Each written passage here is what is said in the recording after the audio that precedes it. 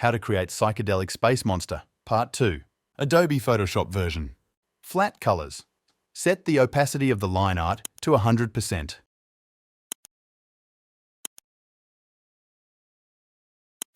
Merge the line art layer and the white background layer by clicking Ctrl-Alt-E. Use the Magic Wand tool to select the part you want to color.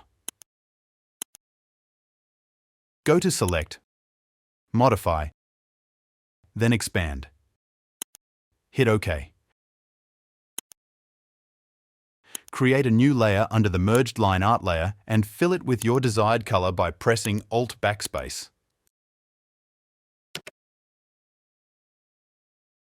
Set the merged line art layer to Multiply to see the layers underneath it. Repeat the coloring steps for the remaining parts of the artwork.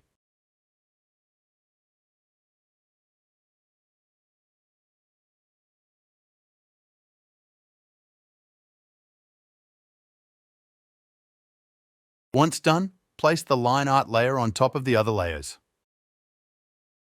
And it's done. Now let's try it.